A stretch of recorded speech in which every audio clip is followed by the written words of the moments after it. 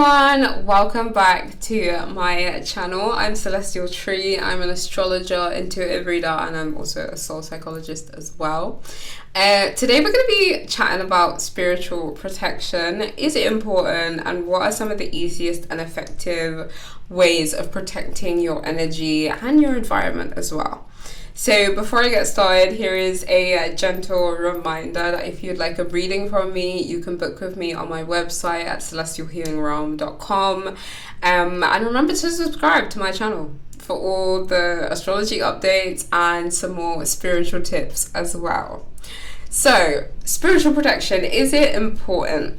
I would argue that although people place a lot of emphasis on it, I think it's necessary. The way that you would protect your body with clothes, the way that you would protect your mind and your peace is the same way that you should be protecting your energy and your environment as well. I think it's easy to get caught up in obsessing over protection a little bit, like if you're not engaging in some level of spiritual warfare and those kinds of things, then you don't really need to worry about it, as I know some people do, but protection is important. So let me lay out some of the ways that work for me, and I'll also give some information about ways that have worked for other people as well. So yeah, if you see me looking to the side, I literally just, it's my notes. My brain does not like loads of information at once. I need notes. So yeah, if you see me looking away, it's literally just my notes. So you want to protect your spiritual body and your energy, and I feel like the best way, and it's also the cheapest way to do it, is by creating what's called a shield through visualization. So whether you're at home or you're out, you can do this from anywhere. It doesn't cost anything. Essentially you're imagining a shield around you, a shield of light. So you don't want the shield to be super opaque and impenetrable. You want it to kind of be like a partially permeable membrane. Shout out to all my science teachers that taught me that term.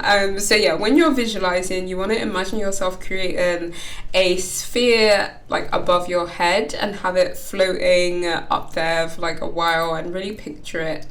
And then picture it sort of becoming this ball of light. Like I said, you don't want it to be impenetrable. You want to visualize and feel that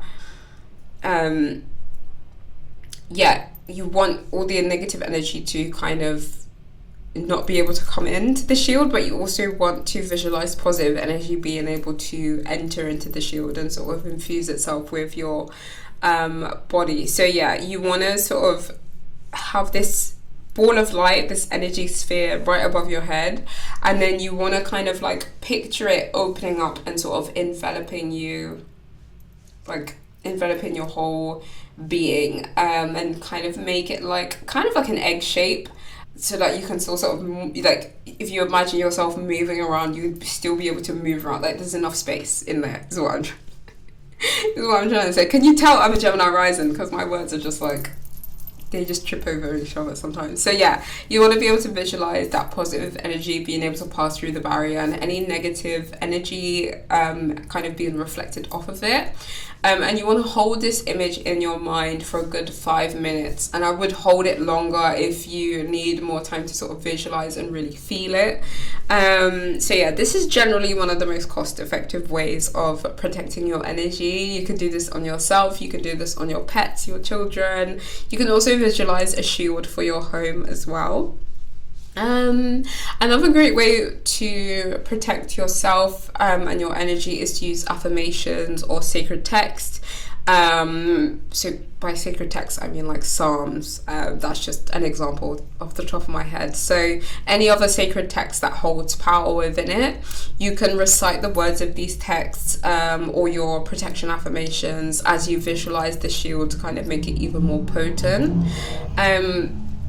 So yeah, that's the best kind of way that I have, and the most cost-effective way for protecting yourself. When it comes to protecting your space and your environment, yes, you can visualize a shield around your house like I said, but you can also use tools to help build up that barrier. So I love using crystals, specifically black tourmaline. I feel like is the most is the crystal I use the most often for protection. Also clear quartz, that you can, you know, set that intention into the clear quartz for protection. I feel like those are like the two strongest crystals that I've sort of used. Obviously there are more out there, and you can place these quite close to your entrances and the exits of your house to kind of like fortify the areas.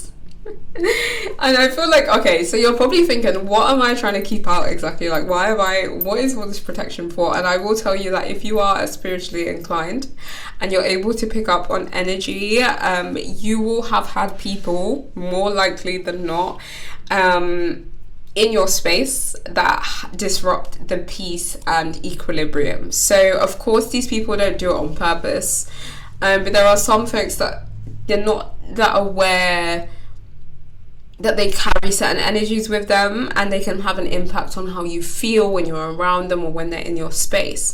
The other thing I would say is, and this is not to bring any fear into your hearts, of course, I'm not, that's the last thing that I want to do, but there are also energies out there that are not for your highest good. You feel them when you go into certain places, or when you enter into a space where something negative might have happened, and you don't want those sorts of energies sort of, I don't want to say attaching themselves to you, but you don't want to take those energies home where you lay your head. So that's what I'm talking about when I say protection. That's what I'm referring to when I'm like, you know, the energies that are not for your highest good, keeping them out. That's what I'm talking about. It's not to strike fear in anybody's heart.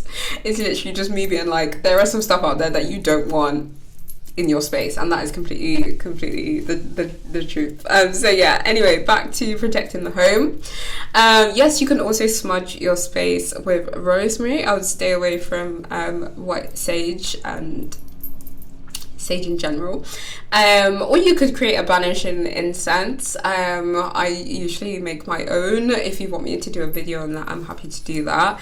But yeah, I like to create my own incense because it gets me into that sort of like creative space where I can put my own intention into something and it come out really well. So yeah, you can also use floor washes, even though I find those quite messy. Like when you're cleaning your house and you put like a floor wash like in your mop bucket, and then suddenly you have all these herbs everywhere, and then you have to mop afterwards again. It just, yeah, it's too much. So what I would say is pray over or speak the intention to protect over your mop bucket water, and just leave it at that. If you really want to go all the way, I would put the protective herbs like rosemary, black salt, dragon's blood into the mop bucket and pour the water sort of outside your front door. So yeah, exactly what I just said. Like, how do I describe? Exactly what I just said. You take the mop bucket, you go to the front door, and you literally throw it like in the pathway leading up to your house. So that also works. Symbols and sigils could work as well. If you find a sigil or a symbol that resonates with you. So I'm thinking about like if you're from the diaspora, things like Adinkra are really, really good. Could also be a cross if you're more comfortable with crosses. So yeah, whatever you're comfortable with, speak your intention over it and put it in like various places in your house. I know there are a lot of people who are like gonna be like, what about when I'm outside the house? Well, I would opt for a protection amulet.